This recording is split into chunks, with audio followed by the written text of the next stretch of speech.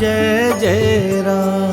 सिया राम जय राम जय जय राम। सिया राम जय राम जय जय राम। सिया राम जय राम जय जय राम। सिया राम जय राम जय जय राम। सिया राम जय राम जय जय राम।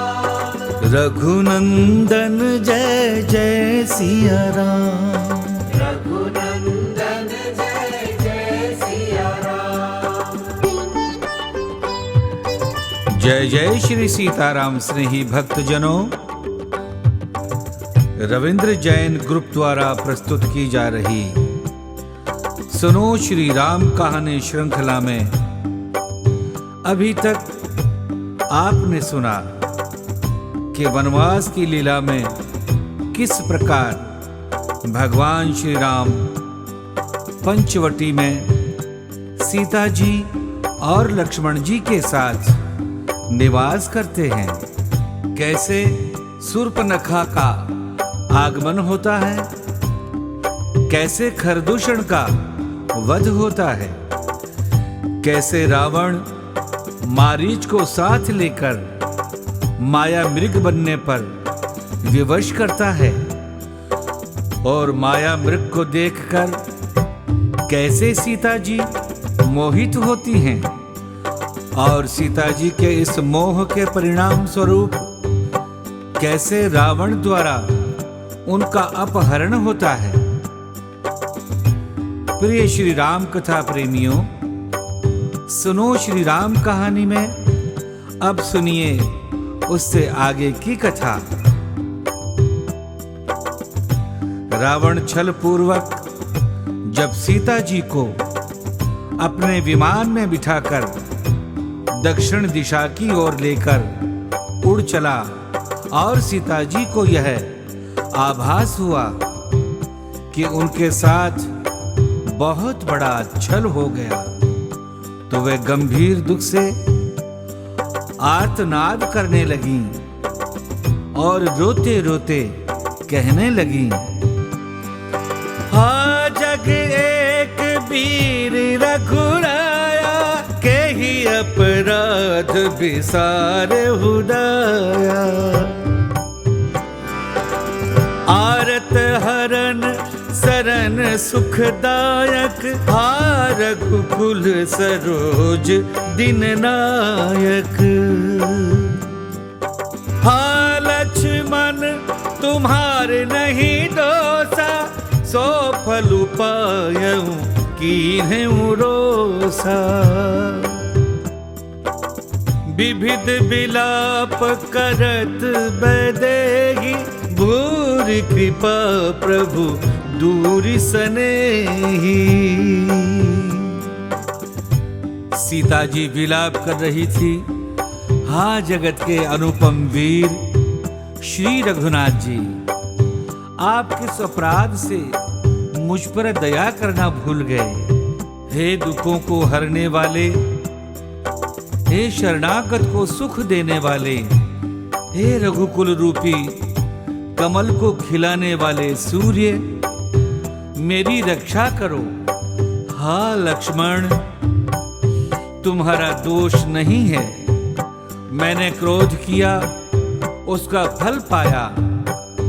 इस प्रकार श्री जानकी जी बहुत प्रकार से विलाप कर रही हैं, रो रही हैं और कह रही हैं कि हाय मुझ पर प्रभु श्री राम की कृपा तो बहुत है, परंतु वे स्नेही मुझसे बहुत दूर रह गए हैं। सीता जी का ये करुण विलाप और आर्तनाद सुनकर गिद्धराज जटायु सावधान हुए। ध्वनि सुनकर उन्होंने पहचान लिया कि यह विलाप, यह पुकार, ये करुण क्रंदन रघुकुल तिलक भगवान श्री रामचंद्र जी की धर्म पत्नी सीता जी के हैं। जटायु ने देखा कि एक नीच राक्षस सीता जी को लेकर उड़ा जा रहा है, जैसे किसी शिकारी के पंजे में कोई हिरनी पड़ गई हो। जटायु ने सीता जी को सांत्वना देते हुए कहा, हे पुत्री सीते, डरो मत, शांत हो जाओ। मैं अभी इस राक्षस का विनाश किए देता हूं। ऐसा कहकर पक्षी राज जटायु क्रोध में भरकर ऐसे दौड़े जैसे वज्र पर्वत की ओर छूटता हो, और उन्होंने रावण को ललकारते हुए कहा, अरे दुष्ट, खड़ा रहे, खड़ा रहे। इतना निर्भय होकर कहां चल दिया? क्या तू मुझे नहीं जानता? पक्षी राज जटायु को यमराज के समान अपनी ओर आते देखकर रावण मन में अनुमान करने लगा कि या तो यह मैनाक पर्वत है या पक्षियों का स्वामी गरुड़ है। परंतु कुछ समीप आने पर रावण ने पहचान लिया और वह बोला, अरे ये तो बूढ़ा जटायु है। आज ये मेरे हाथों से मृत्यु को प्राप्त होगा और अपना शरीर छोड़ जाएगा।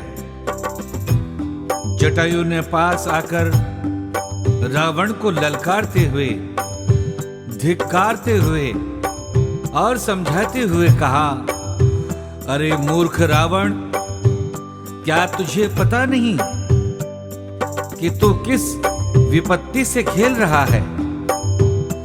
ये जनक नंदिनी सीता है, जो भगवान श्री राम की धर्म पत्नी है। इससे सम्मान पूर्वक छोड़कर कुशल पूर्वक अपने नगर लौट जा, नहीं तो प्रभु श्री राम की क्रोध अग्नि में तेरा सारा नगर और तेरा सारा वंश जलकर भस्म हो जाएगा। अरे मूर्ख रावण, अपने धर्म पर रहने वाला कोई भी व्यक्ति किसी पराई स्त्री का स्पर्श कैसे कर सकता है? राजाओं को तो विशेष रूप से स्त्रियों का सम्मान और उनकी रक्षा करनी चाहिए। बुद्धिमान व्यक्ति को ऐसा कोई काम नहीं करना चाहिए जिससे समाज उसकी निंदा करे।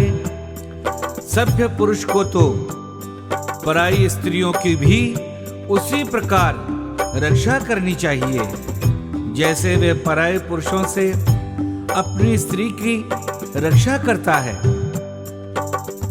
रावण, यदि तेरा स्वभाव इतना पापी है तो तुझे ऐसा ऐश्वर्य मिल कैसे गया? इस प्रकार काम, क्रोध और लोभ के वश में रहने वाला पुरुष कभी कल्याण का भागीदार नहीं होता। यह पाप कर्म छोड़ दे और अपने कल्याण का मार्ग प्रशस्त कर, अन्यथा भगवान श्री राम का क्रोध बहुत भयानक है। जिस कार्य को करने से धर्म भी नष्ट हो, कीर्ति भी नष्ट हो और संपूर्ण विनाश की अवस्था उत्पन्न हो जाए, बुद्धिमान व्यक्ति को ऐसे कार्य कभी नहीं करने चाहिए। रावण, अपने पूर्वजों से प्राप्त किए हुए पक्षियों के साम्राज्य का मैंने विधिवत पालन किया है। अब मेरी अवस्था 60,000 वर्ष की हो गई है। मैं बूढ़ा हो गया हूं। तुम यद्यपि सभी प्रकार से अस्त्र शस्त्रों से युक्त और शक्ति संपन्न हो, तथापि मैं तुम्हें सीता जी को इस प्रकार लेकर नहीं जाने दूंगा।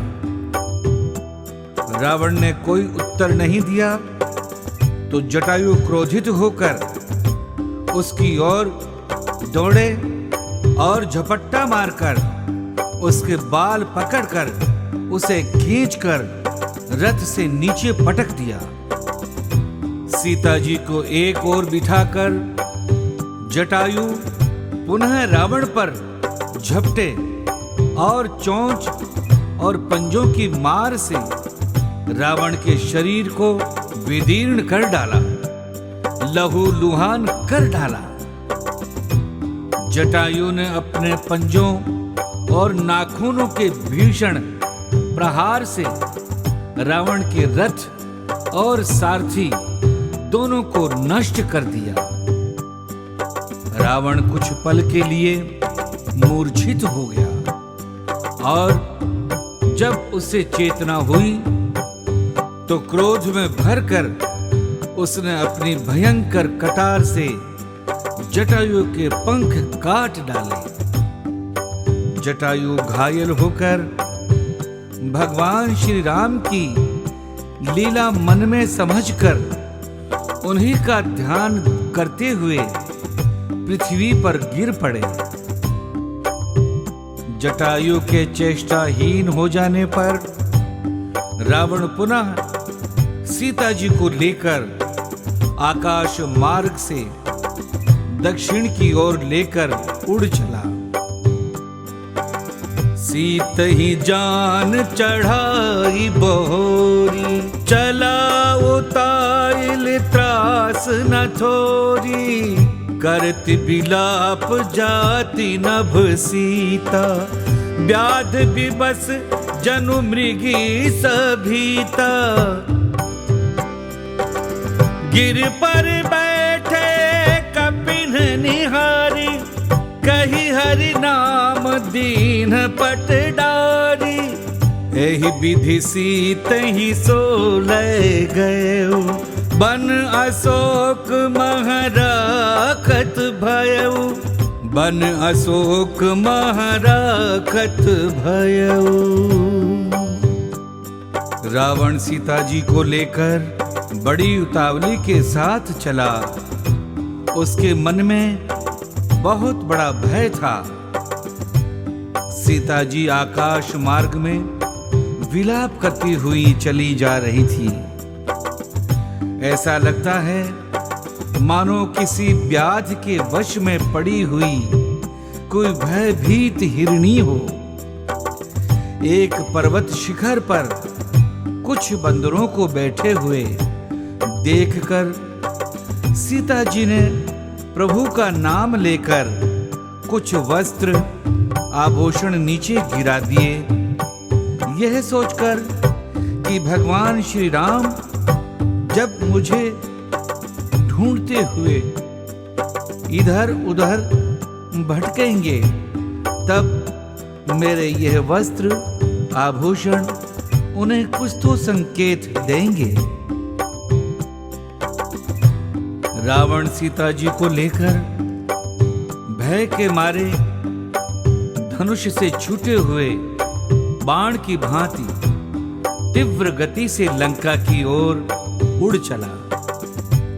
उसने बड़े बड़े मगरमच्छों, मच्छों, मछलियों और भयंकर सांपों से भरे हुए समुद्र को भी पार कर लिया। सीता जी का हरण देखकर समुद्र की लहरें शांत हो गई। उसके अंदर के जीव स्तब्ध हो गए। आकाश में विचरण करने वाले चारण, सिद्ध, नक्षत्र आदि हतप्रभ रह गए और उनके मन में यह विश्वास हो गया कि इस महापाप के बाद अब इस दशानन रावण का अंत निश्चित है। रावण अपनी साकार मृत्यु के समान सीता जी को लेकर अपने मायावी नगर लंकापुरी में पहुंच गया।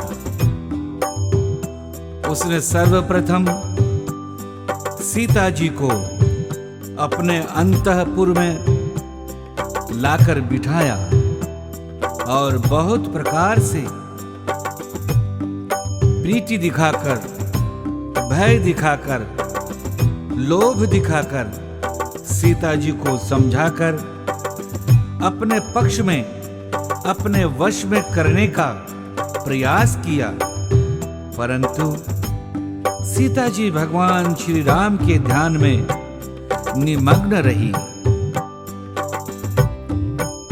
सीता जी को अंतःपुर में बिठाकर रावण अपने महल से बाहर निकला और उसने कच्चे मांस का आहार करने वाले 8 भयंकर राक्षसों को बुलाकर उनसे कहा कि तुम लोग शीघ्रतापूर्वक जनस्थान पंचवटी के लिए प्रस्थान करो।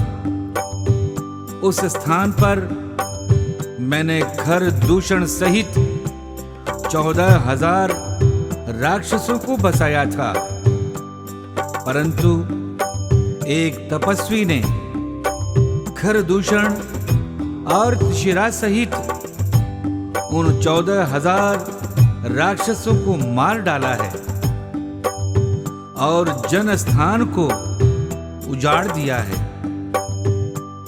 तुम लोग वहां जाकर अपने बल पौरुष और बुद्धि द्वारा उसे पुनः बसाओ और वहीं निवास करो। वहां रहकर तुम लोग उस तपस्वी पर अपनी दृष्टि बनाए रखना और उसकी सारी सूचनाएं मुझे देते रहना। रावण की आज्ञा पाकर वे 8 महापराक्रमी भयानक राक्षस तुरंत ही वहां से अंतर्धान हो गए और पंचवटी की ओर प्रस्थान कर दिया। तब रावण पुनः अपने महल के अंतःपुर में आया और सीता जी पर अपना प्रभाव जमाने के लिए उसने हठात अपना नगर दिखाना आरंभ किया, जिसमें चौड़ी चौड़ी सड़कें, 7-7 मंजिलों वाले असंख्य भवन और अनगिनत घोड़े, हाथी, रथ भरे पड़े थे। लंका का वैभव दिखाते हुए रावण ने सीता जी से कहा, सीते, समुद्र से घिरी हुई मेरी इस लंका नगरी का विस्तार 100 योजन का है। इसमें 32 करोड़ राक्षस हैं और यह संख्या बच्चों, स्त्रियों और बूढ़ों को छोड़कर है। 1000 राक्षस तो मेरी ही सेवा में निरंतर लगे रहते हैं। देवता, दानव, असुर, यक्ष, किन्नर, गंधर्व, नाग, तीनों लोकों में ऐसा कोई नहीं है जो मेरी इस नगरी को जीत सके। मैं इस अतुल्य ऐश्वर्य से संपन्न साम्राज्य का एकमात्र स्वामी हूं और मैं अपने 10 सर तुम्हारे चरणों पर रखकर तुमसे निवेदन कर रहा हूं कि तुम मेरी पटरानी बन जाओ और इस संपूर्ण राज्य वैभव का उपभोग करते हुए मेरी बनकर रहो।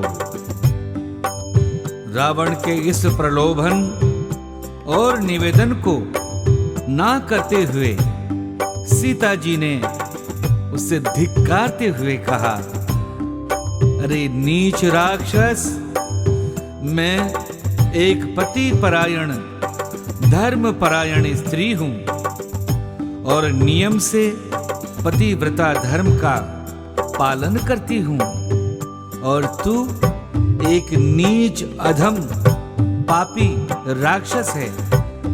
मुझे पाना तो दूर, तो मेरा स्पर्श भी नहीं कर सकता। हरि पराखल बहुविधि भय और प्रीति देखाई, तब अशोक पादप तर राखी सी जतन कराई, राखी सी जतन कराई। सीता जी को बहुत प्रकार से भय और प्रीति दिखाकर जब वह दुष्ट रावण हार गया, तब उन्हें सब व्यवस्था ठीक करा के अशोक वाटिका में अशोक वृक्ष के नीचे रख दिया और राक्षसियों का पहरा बिठा दिया। स्नेही धर्म प्रेमियों, सुनो श्री राम कहानी में आज की कथा यहीं तक। हमारे अगले एपिसोड में हम आपको सुनाएंगे कि रावण द्वारा सीता जी को राक्षसियों के पहरे में बिठा देने और उनके बीच पड़ी सीता जी की स्थिति को देखकर ब्रह्मा जी को किस प्रकार चिंता हुई और उन्होंने इंद्रदेव को भेज सीता जी के सकुशल रहने, जीवित रहने और स्वस्थ रहने का प्रबंध किया। इन भाव भरी, करुणा भरी और शिक्षा भरी कथाओं को सुनते रहने के लिए हमारे चैनल को सब्सक्राइब कर लें और हमारे साथ बने रहें। और अब तो आपके कमेंट्स भी हमें मिलने लगे हैं। हम बहुत आपके कमेंट से प्रफुल्लित हैं। ऐसे ही हमारा उत्साह बढ़ाते रहें। बहुत बहुत धन्यवाद। जय जय श्री सीताराम।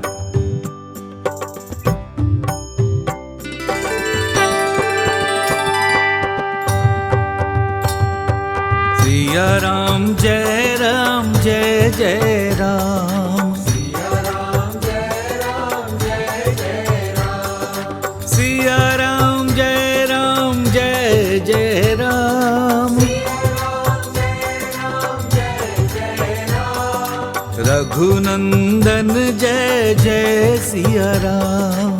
रघुनंदन जय जय सिया राम। रघुपति राघव राजा राम। रघुपति राघव राजा राम। पतित पावन सीताराम। पतित पावन सीताराम। सिया राम जय जय राम। सिया राम जय जय राम। सिया राम जय जय राम।